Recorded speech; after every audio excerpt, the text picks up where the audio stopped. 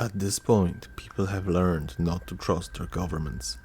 Political plays, smear campaigns, corruption, tyranny, media propaganda, and of course, the secrecy.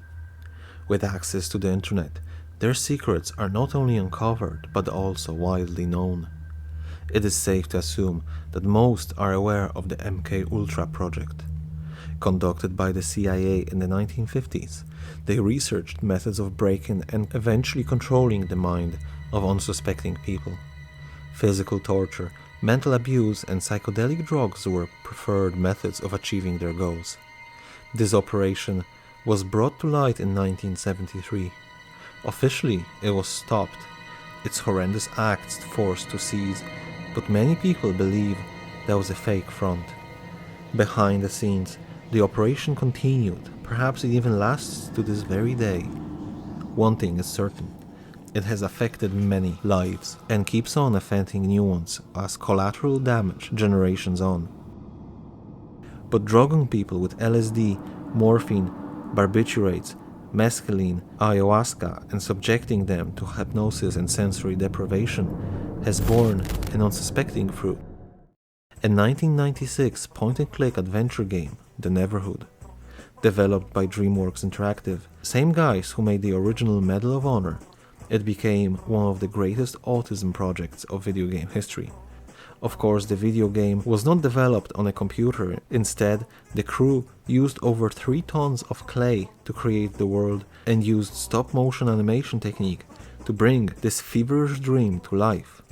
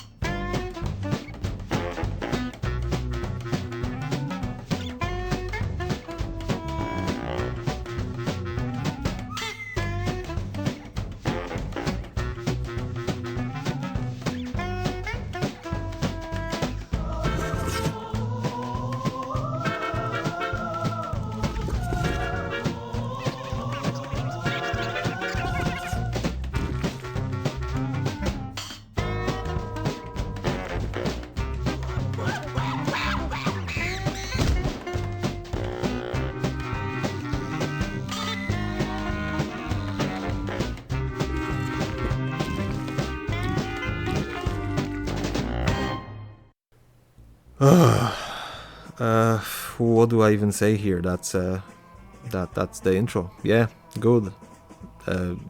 Yeah, it sets the expectation, doesn't it? Yeah, that's the main menu. Press play, and that's it. You're in the game. You're on your own now.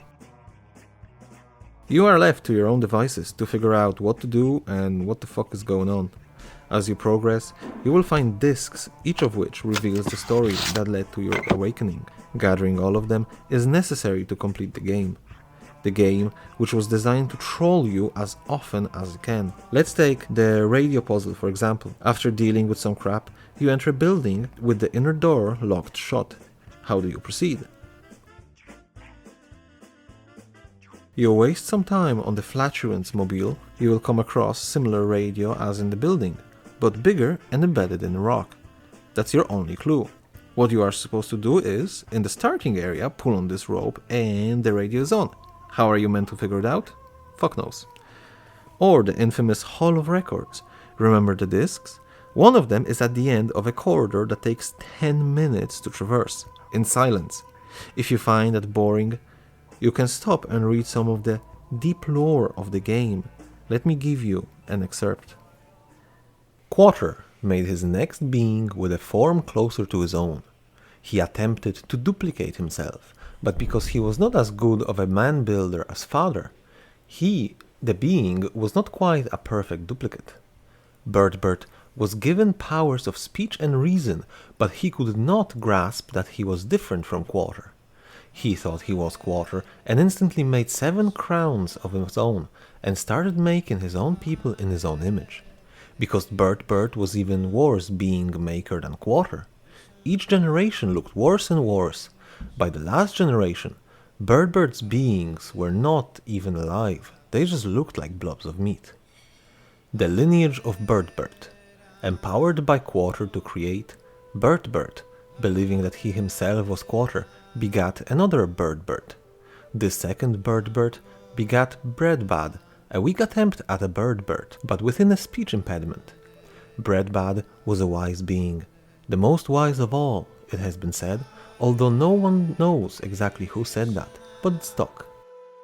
He did not write down any of his wisdom, but his son Bredabrac, the literal, transcribed Breadbad's lectures.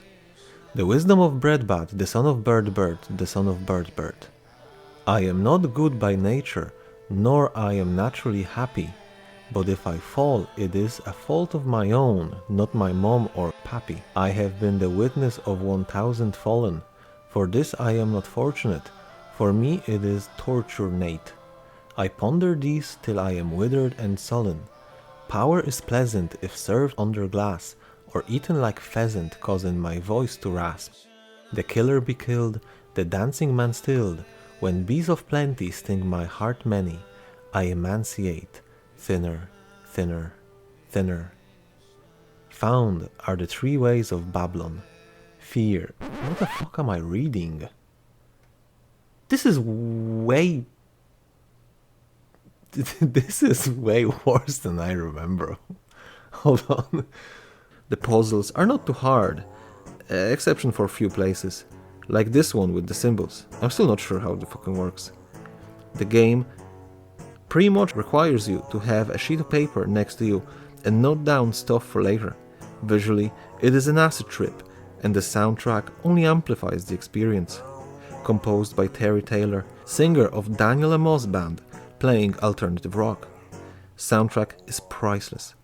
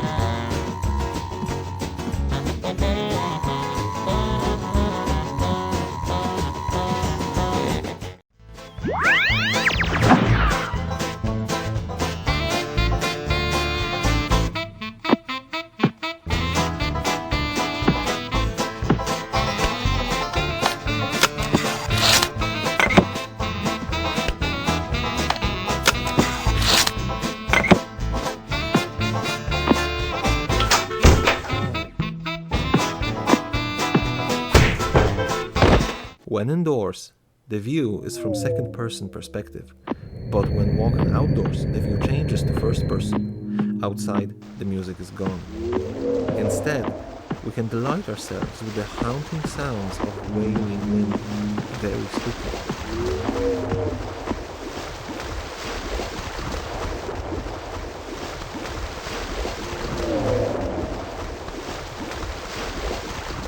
The main character is an easygoing bro, huge heart but tiny brain.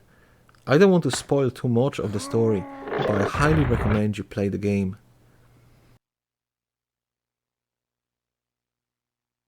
To run it on modern systems, open it through ScumVM and you're good to go. The game brought me countless hours of fun, trauma and frustrations even as a child. I still have the physical copy, but you can find the game files online. It's pretty much an abandonware at this point. Overall, the game is a bizarre yet enjoyable experience. Highly recommended you give it a go.